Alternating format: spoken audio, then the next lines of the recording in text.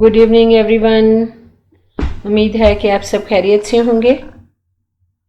आज जो कहानी है आपको मैं सुनाने लगी, ये मेरे भांजे ने मुझे फॉरवर्ड की है और जैसे कि मुझे बहुत अच्छी लगी तो मैं चाहती हूँ कि यही चीज़ मैं सबको सुनाऊँ, क्योंकि ये बात वाकई बहुत ज़्यादा मेरे दिल पे असर की है।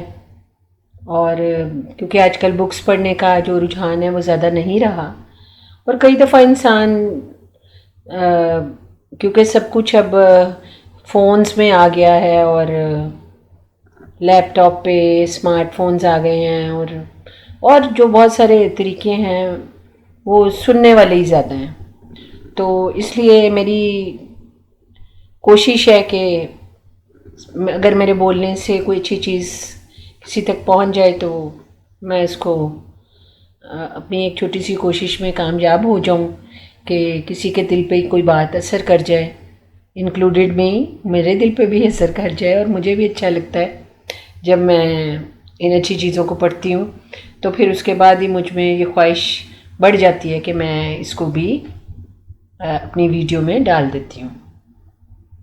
मैं आपको कहानी सुनाती हूँ कि एक बादशाह ने कांच के हीरे और असली हीरे एक थैली में डालकर ऐलान किया, है कोई जौहरी जो कांच और असली हीरे अलग कर सके।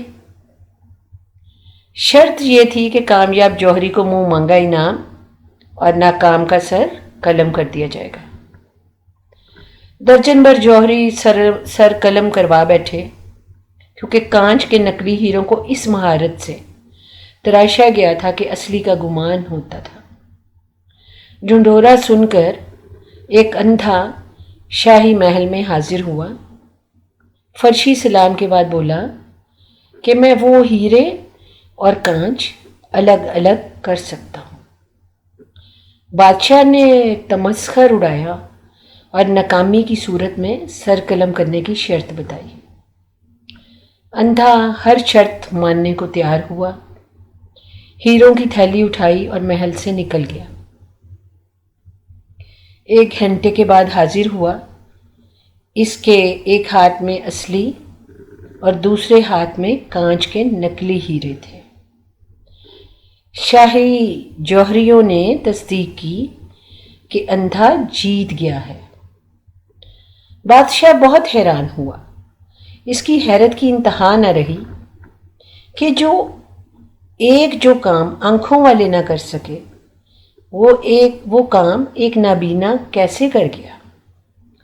बादशाह ने अंधे से दरियाफ्त किया कि इसने असली और नकली की पहचान कैसे की। अंधा बोला, ये तो बहुत आसान है।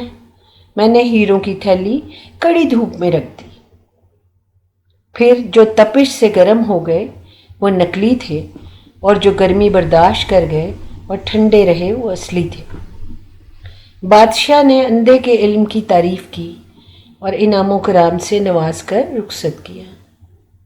अंधे की रुखसी के साथ ही मेरा गुस्सा, मेरी अना, मेरे दिमाग की गर्मी भी रुखसत हो गई।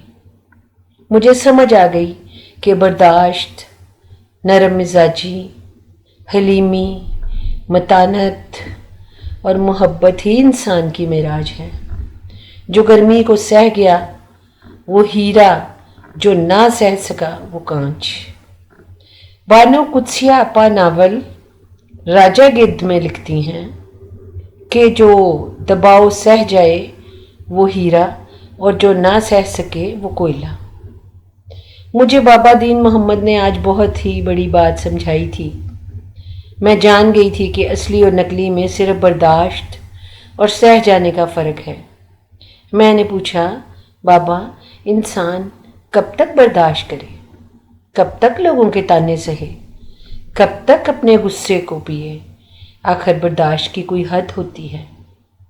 बाबा मुस्कुराया और बोला, उस वक्त तक सहना है जब तक हीरा ना बन जाओ। मैंने पूछा, फिर इसके बाद?